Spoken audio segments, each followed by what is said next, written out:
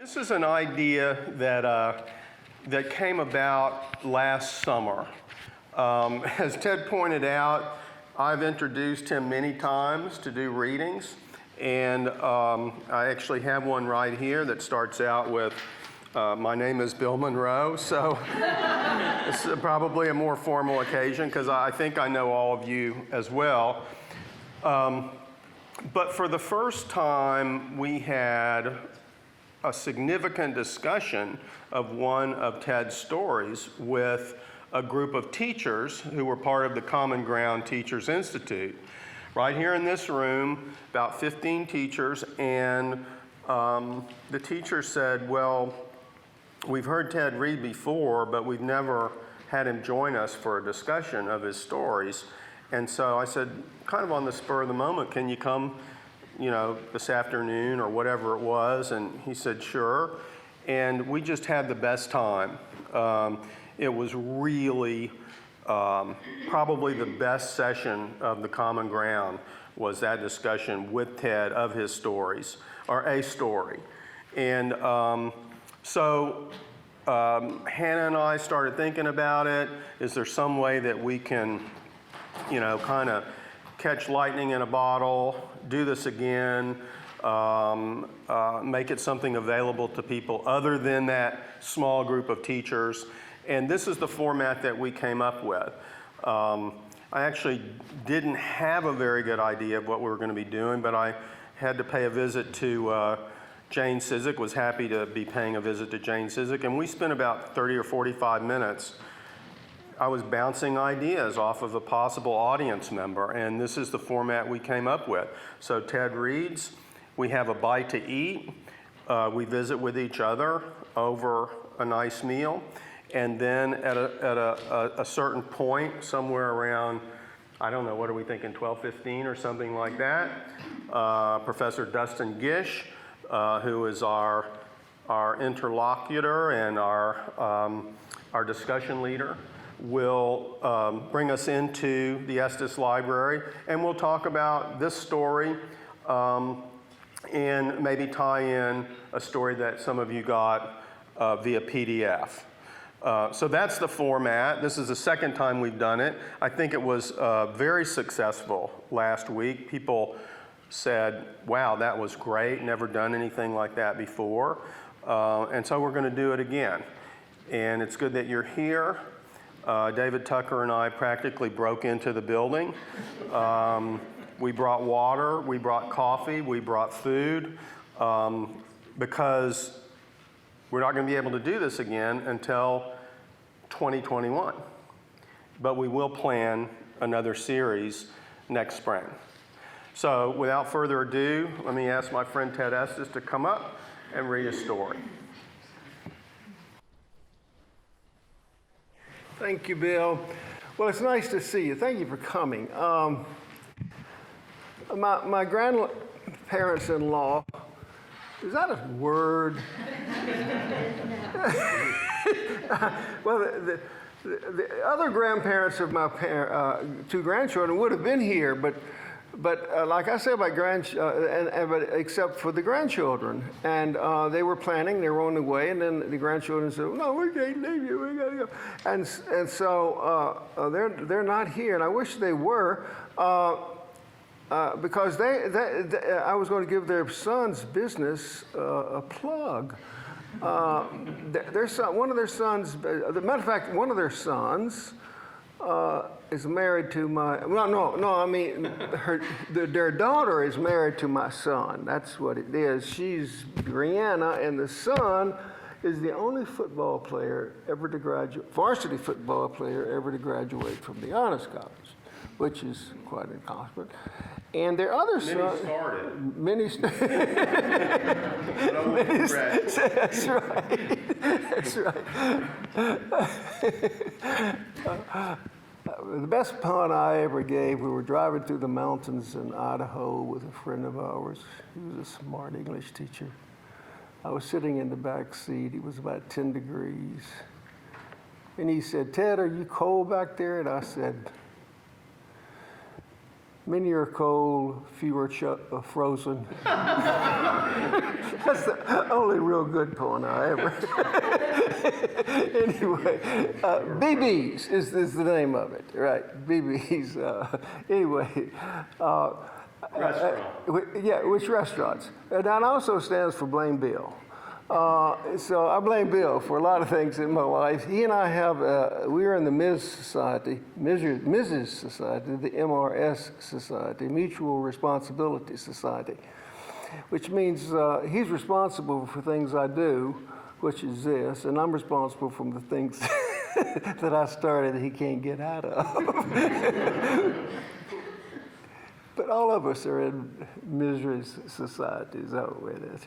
We're all in mutual responsibility society. Anyway, I like epigraphs. Often when I lectured in the human situation, I would have an epigraph. You know what an epigraph is? You remember that from English? It was little quotes that come at the beginning of a story.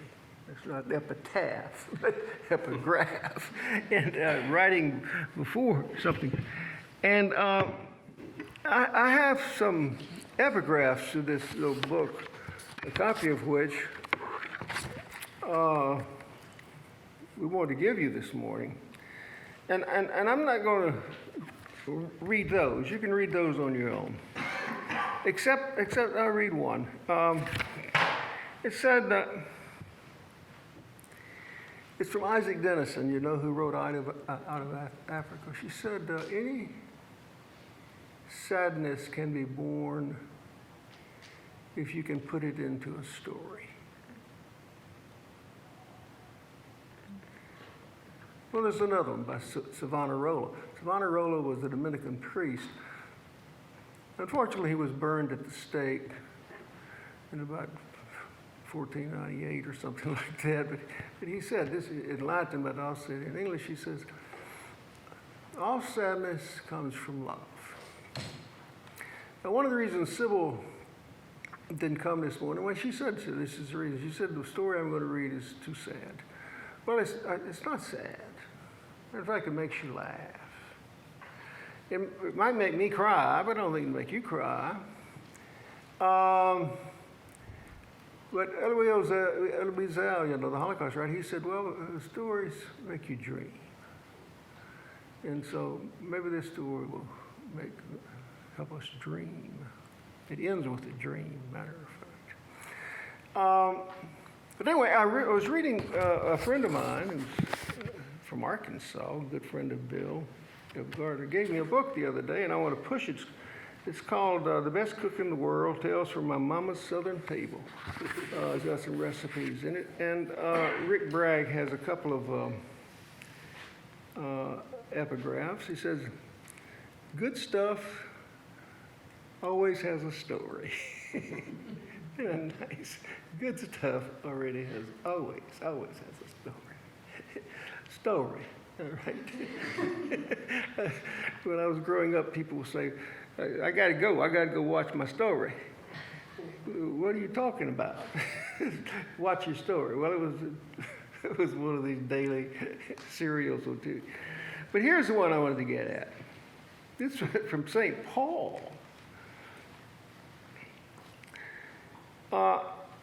Colossians. Paul was in prison, so you have to understand, he might have been under some duress, but he was giving all these instructions to the people over in Colossia. And he said, let your speech be always with grace, seasoned with salt. Now, it could be that he's talking about salty language. But I don't think so, right? That's what sailors, we say that that was salty language. No. What kind of talk is he talking about? Well, salt is a preservative. Maybe he's talking about speech or language that lasts a bit, at least with someone. Particularly if that's one reason people write things down. You want somebody to remember it. But I think another thing is that the speech is in one's own accent. That is, a speech comes out of one's own inners, as it were. That there is a connection, harmony, a coherence between who one is and what one says. So maybe that is speech seasoned with salt. Which takes me to Raymond Tan. Raymond Tan was a smart aleck student.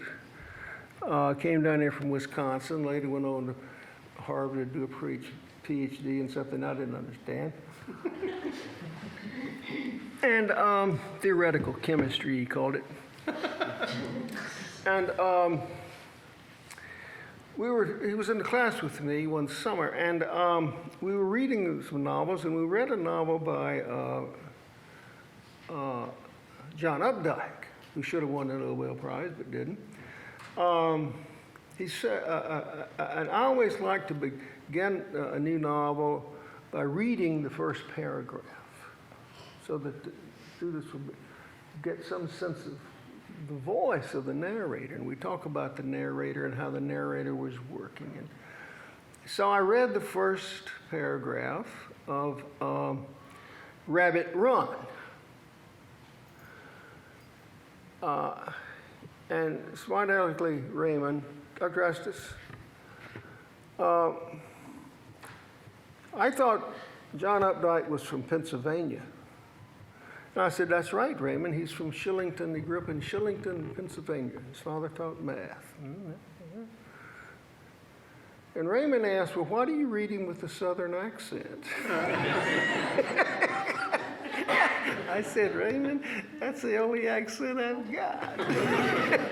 This story and all the stories in the cream pitcher, they have Southern accent. And if you have difficulty with Southern accents, you will have difficulty with the book.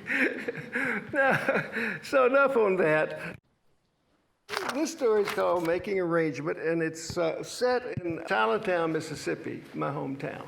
When I was growing up there, it was about 1,200 or 1,300 people, and in the several decades since I left, it has continued to have 1,200 or 1,300 people. And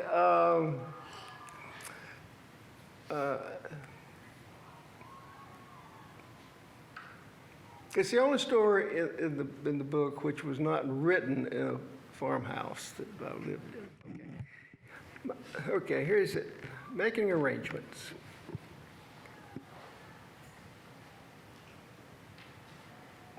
With the afternoon lull, I tell the nurse that I'm going to walk downtown for a while. I have an errand to do. A few minutes walk and I pass the courthouse, which sits 75 yards from the house where I grew up and where my mother lies waiting to die. I turn left at the traffic light, the only one in town, and head east on Beulah Avenue, the main street of Tylertown, Mississippi. I stop by Wendell Craft's dry goods store and step in to tell him that I'm sorry to hear about his wife, Eleanor. I appreciate it, Teddy, he says. It's a shock, I tell you that. I guess we never know, do we, Teddy? No, Wendell? I say, we never know. You come back to see me, you hear? I move out the door and continue down Beulah Ave, past the Tylertown Times, on in front of the post office and the old hotel, now abandoned, and reach Perry Rhymes on the edge of town. I've always thought it's kind of funny that the first thing people see coming into town from the east is the Perry Rhymes Funeral Home. It's the last thing they see going out, too. The front door is locked and no one answers the bell. So I walk around to the office at the side. Hey there, I say to the man behind the screen door. I'm Ted Estess.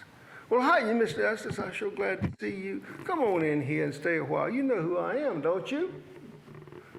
I don't believe I do, I say. Well, I'm George Ratliff, Jackson Ratliff's son.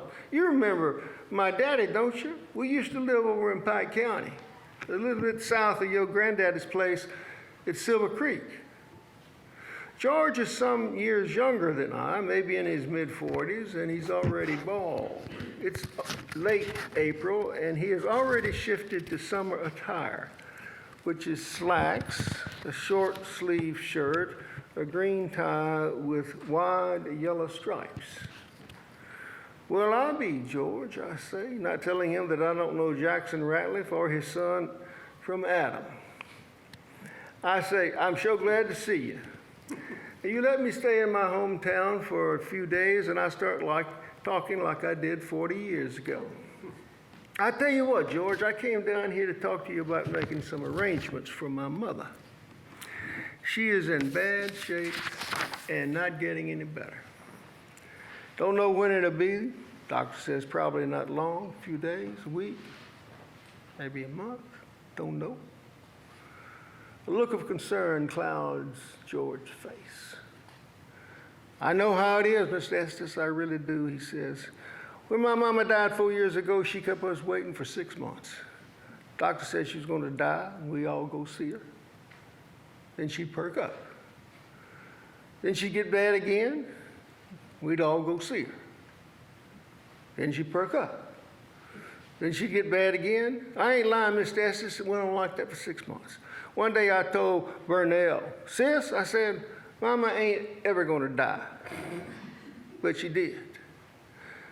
I tell you what, Mr. Estess, here we've been waiting for 6 months and it came like a thief in the night. Don't matter how long you wait, every time. It comes like a thief in the night. I guess you're right, George. I know I'm right, Mr. Estess, you see. So, George, I said, the arrangements. My brother's coming up tonight from Picayune, and I told him I'd be able to tell him something by the time he gets here. Mr. Estess, I tell you, it's a good thing what you and your brother doing. Most folks put it off to the last minute when it's got to be done. Wants to stay as far away from the undertaker as long as they can, I guess. Can't blame them for that, can you? When they finally get here, most of them can't have things right. Lots of times folks argue and fight and carry on. It's a real mess. You wouldn't believe the fights I've seen in this funeral home, Mr. Estess. You just wouldn't believe it.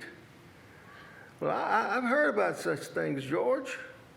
But you know, a few months ago, I asked my mother if she wanted to come down here with me to make the arrangements herself. She didn't think much of that idea. She laughed and said, Dad, you boys just can do that for me yourselves. Well, your mama's right, Mr. Estess. She's right. I always say if a man can't make arrangements for his own mama, he ain't much of a man.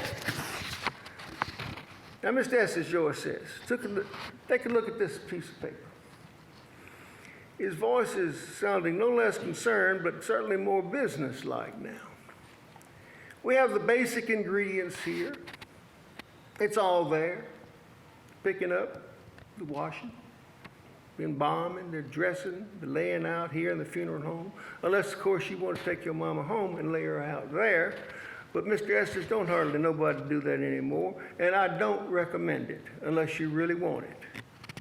Everything's included, Mr. Estess, the complete package, $2,000. That's a lot for $2,000, don't you think? The coffin's extra, of course. I know, I'll show you the coffins in a minute. The vaults, too, if you want one of them. Well, I tell you, I don't like this business at all. And I'm tempted to excuse myself and say that I'll come back when my brother gets to town. But I press on. Now tell me, George, what happens when my mama dies? You just call, right? Yes, sir, Miss Estess, you call me. We'll come right on then and get her and take care of her, no matter what time of day or night. We ain't gonna let your mama lie cold in the bed long, I promise you that. But now, that $2,000 don't cover the digging the grave. We'll hire the digger for you unless you want to get it done yourself. That'll cost $165. You are going to bury your mama, aren't you? Yeah, we are, George. Good thing, too. I tell you, some of the folks moving in now, they ask for cremation. But we ain't going to turn our friends and neighbors to ashes here. We just ain't going to do it, Miss Jessica. We ain't going to do it. I tell them they have to go to Hattiesburg if they want that. I nod my head and wish again that I'd waited till my brother Roy was with me. He's better at making arrangements than I am. Now, Mr. Estess, George says, just step in here into the showroom and you can see the coffins and the vaults. We got a whole lot to choose from. If you don't see something you like here, I'll call over to Hattiesburg and find something else. I want you to be happy. Find something that'll please your mama.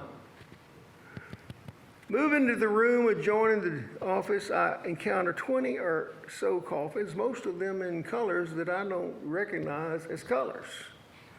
At one end of the room, there are some bigger boxes, vaults, I guess. Where are you going to bury your mama at, Mr. Estess? Out of Silver Creek, where all the Estess are buried, I say, right there by the church. That's good, George says. Silver Creek graveyard, it don't require a vault. Now, some graveyards, especially them that's on the low ground, you have to get a vault to put the coffin in. But at Silver Creek, you know, the graveyard is up there in the red clay dirt. Must be 150 yards from that creek, don't you expect? But it's up to you, Mr. Estess, whether you get a vault or not. You just do what you want to do. George seems by now to be talking without regard to my presence, as though he's given this spiel so many times to so many persons that the presence of a listener is not required. It occurs to me that he could put all this on tape and pass out a player like you rent at the big art museums. The coffins could have a number on them, and visitors to the showroom could just push a button and listen as they consider each coffin, each vault in turn. At the end of the tape, you could replay it again if you want. And George does talk fast, faster than you expect a countryman in these parts to talk. And some folks probably have trouble keeping all this straight, especially if they're like me. They don't live around here anymore and are amateurs at making arrangements. After listening to the tape several times, you could say, George, I'll take coffin number 4 and vault number 3. And he would reply, that's good, real good, Mr. Estess. We'll lay your mama out in a 4-3 combo. Now look over here, Mr. Estess. You take a look. Right here we have steel coffins. All these right here, 12 gauge, 14 gauge, 16 gauge steel. The 16 gauge is better than the 12, but I tell you what, Mr. Estess, in the long run, and we are talking about the long run, Mr. Estess, these steel coffins are better than those tin cans. They're not better than those tin cans you buy peas and maters in at the grocery store. Some people buy them, but I tell you, they're going to rust out, Mr. Estess. They're just going to rust out. But you know, Mr. Estess, you can get stainless steel. I didn't make this up now, folks. I don't have an imagination. I just... But you know, Mr. Estess, you can get stainless steel. These 3 here, they're stainless and a whole lot better than 16 gauge steel. Can't you tell? Look here, Mr. Estess, just hit the side of this coffin. George raps his knuckles against the side of the shiny steel box, and it does sound like solid, like hitting the side of a heavy water tank. I think of stepping over to the 12 gauge model and hitting it to test the difference, something like we used to do when we kicked tires of a car on a used car lot. But I think better of it. And Mr. Estess, the price there on the card and the coffin, that's the price of the coffin by itself. You put everything else on top of that. Now, I know it sounds like a lot of money, but you know, Mr. Estess, when my mama died, I decided I wanted to give her something real nice, and I did. I'm proud of it. I never regretted a minute, not a cent, never will. In general, Mr. Estess, folks don't regret money spent on a funeral. I've known many a man that's regretted every cent he spent on a wedding, but not on a funeral, especially for their mama. Here's the copper ones, Mr. Estess. Don't have a two here now, but there's more in Hattiesburg if you want one. Copper's better than stainless, and some people buy it. But Mr. Estess, I tell you what, it's like buying a car. You can buy a Cadillac. You can buy a Buick. Chevrolet. One's going to cost you more than the other, Mr. Estess. They're all going to get you there. Take me, Mr. Estess. When my mama died, I put her away good. Like I said, I'm glad I did. But Mr. Estess, nobody but me was interested. Didn't matter. Still don't. My kids don't come now. Don't even come and visit their grandma in the graveyard. Didn't come to see her when she was living. Don't come to see her when she's dead. It's a shame, Mr. Estess. Ain't nothing you can do about it, though. But I feel right knowing she was put away good. And you will too, Mr. Estess. You ain't going to regret it, not for a minute.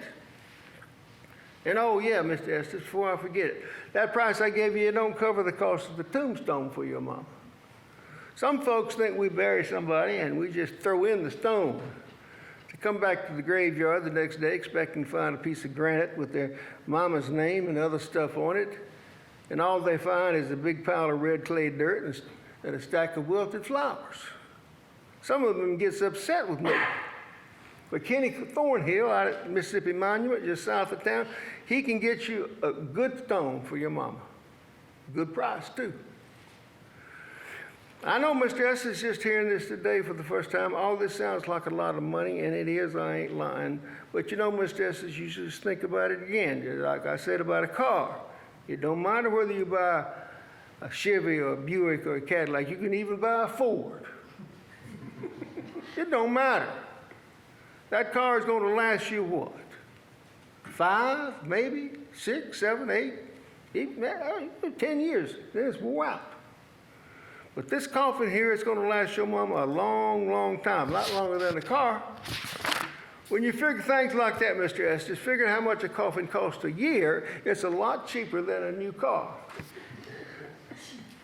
You just think about it. Now, over here, Mr. Estess, right over here, we have the vaults. Like I said, since you buried your mama at Silver Creek, she don't have to be put in a vault, but a lot of people buy one. Here's a concrete vault, and this one is cast iron. Thing weighs a ton. I'm wondering why things are now such that we put a coffin inside a vault.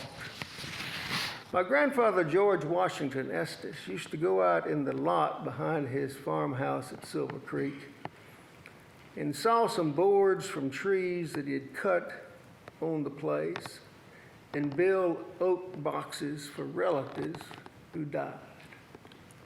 But nowadays, no one would be seen dead using one of George Estess's homemade boxes. Now we put copper box inside of a cast iron box. What's going on? Before I can ask, George picks up again. Now, Mr. Estess, this is something I got to tell you. These vaults here, they ain't watertight. The coffins, all of them, they got a good seal around the top. But these vaults don't have no seal. The water comes in a bit. Your mama's coffin, Mr. Estess, it ain't going to be tied down inside the vault. Let enough water get in the vault, and your mama's going to float in there. That's the way the things are made. That's the way they're supposed to work. You tie a coffin down and water gets at it. I know you heard, Mr. Estess, how about after a big rain out in the country, coffins go floating off down the creek. People get all upset when that happens, Mr. Estess. But you get a big rain around here and some of them coffins ain't going to pop out. They're just going to pop out. People come here and complain that their kinfolks is floating down the creek. But I tell them that just shows the coffin is working like it's supposed to. That seal's keeping the water out. There's air in there and it makes that coffin float. That's one reason folks like to get a vault, Mr. Estess. Them vaults are slow to float. But I tell you what, Mr. Estess, And George lowers his voice as if to keep anyone else from hearing. I tell you what, Mr. Estess, you know the good book. You know it says don't lie. And I ain't going to lie to you, Mr. Estess. I ain't going to stand here and promise you something I can't deliver. So I tell you the gospel truth, Mr. Estess. I can't sell you a thing that's going to keep your mama dry till Jesus comes.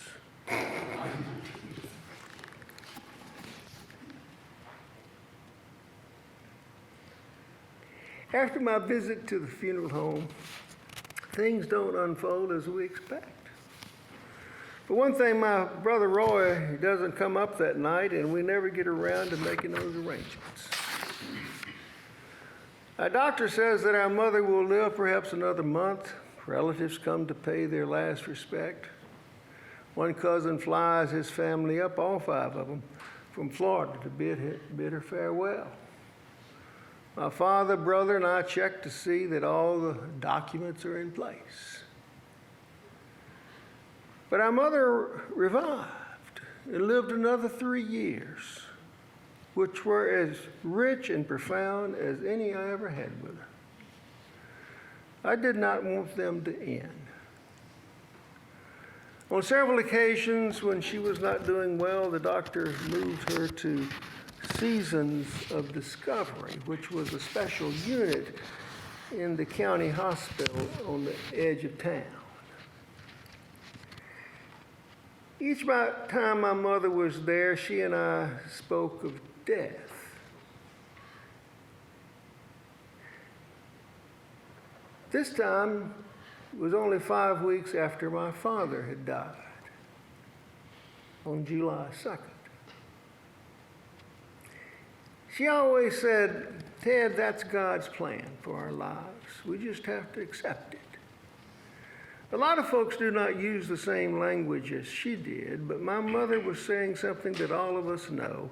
Each of us is given some, perhaps many, days to live. Each of us is given one day to die. The day given to Laverne Simmons Estess is Thursday, August 8, 2002.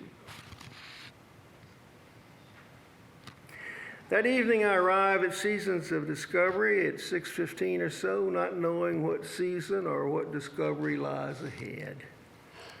I'm pleased to find my mother sitting, even if listlessly, in her room with her longtime friend and one of my early piano teachers, Uta Grubbs. The 3 of us talk for a while. Uta promises to come again and says goodbye. I see that my mother is sinking into silence. I tell her that I've brought some fingernail scissors and a piece of emery board.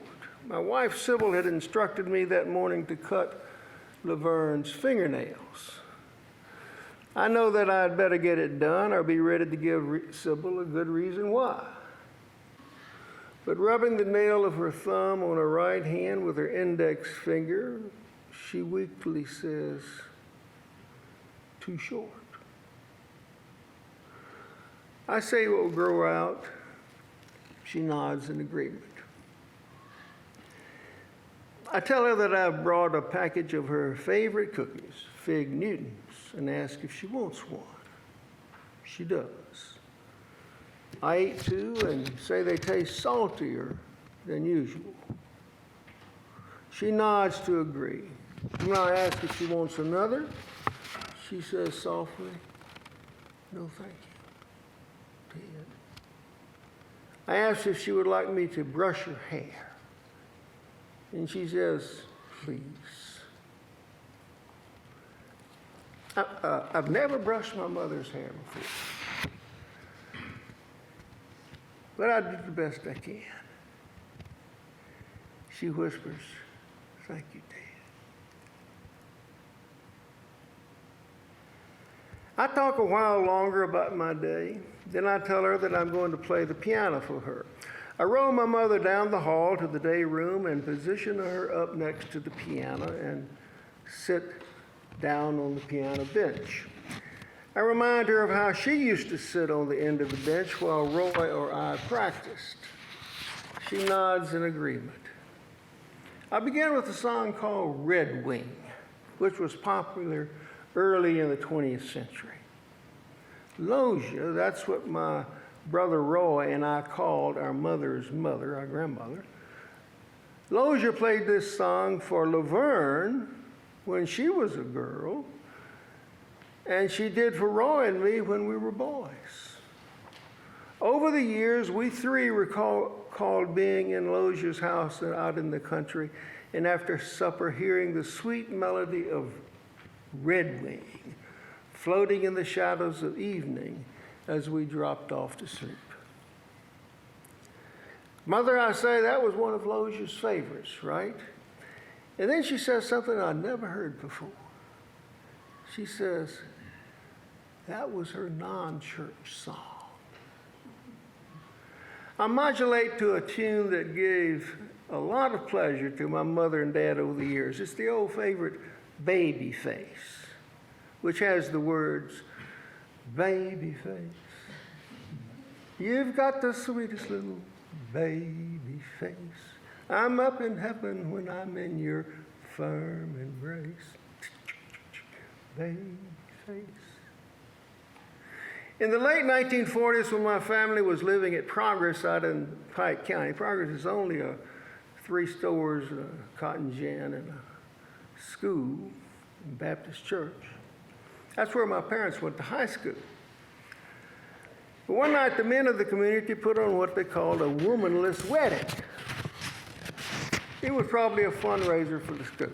Anyway, my brother Roy and my cousin Prentice and I were sitting down on the front row in the school auditorium when our father, Prentice's uncle, Ansel Estess, the same one who was a longtime Baptist deacon and Sunday school teacher, came out on the stage with 2 other men, all costumed in garish women's dresses and painted up with lipstick and rouge and singing, baby face, you got the sweetest.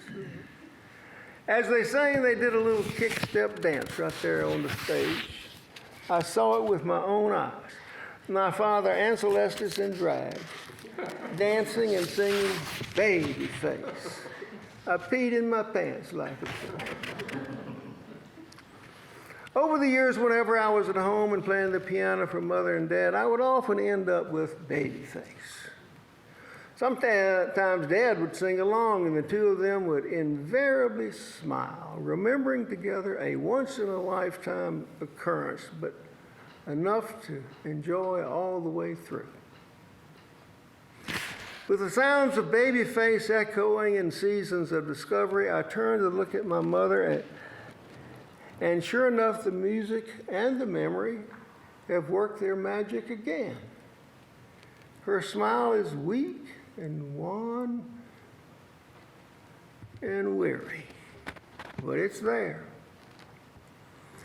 I make no decision about what to play next, but somehow my fingers move to a song that everyone knows. Fly me to the moon, and let me play, sing among the stars, let me see what spring is like on Jupiter and Mars. In other words, I love you. Then I play one of my mother's favorite Baptist songs. The lyrics are built on the 23rd Psalm. Though, given the anguish of my mother, I am aware of the irony of the memorable words, which start, surely goodness and mercy shall follow me all the ways of my life. I choose this song because every year at school, my mother taught it to her 2nd grade students. In recent years, I sometimes joked with her that teaching that song in the public school would probably be against the law these days. She always said that she would have taught it to the children anyway. I played on to the refrain, which Laverne did not teach her children. Maybe she too felt that the words of the refrain crossed the line for a public school song. Better to teach the children Home on the Range or Beautiful Dreamer. The words of the extended chorus which are running through my mind as I play, and perhaps through my mother's mind as well, ascend with the lines of the melody.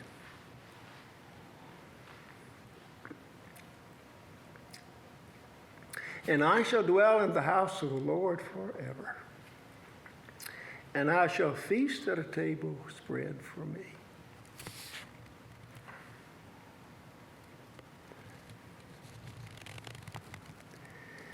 About 8 bars into this course, I turn and see my mother struggling to breathe. At that moment in Seasons of Discovery, to the lilting and mothering melody of Redwing, and with the memory of a sweet embrace from her baby face, and while flying to the moon to say I love you, and with the abiding hope of forever abiding in the house of the Lord, she takes flight.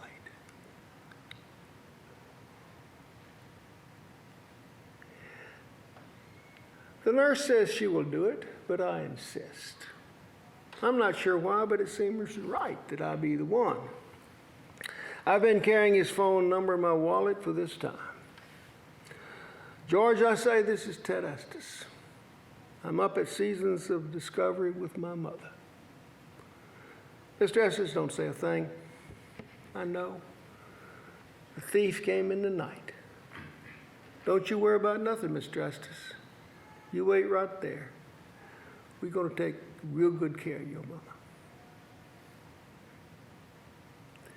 The nurse and orderly have moved my mother back to her bed by the time I finish the call. I tell the nurse that I will be okay, that I would like to be alone with my mother for a while. Back at home, I finish with the calls when, well after midnight, I lie down to a fitful sleep. I dream of rains falling and creeks rising and coffins breaking loose and springing up from the red clay dirt and floating down swollen streams and pushing against limbs and banks, and of the dead riding the swells toward the great sea.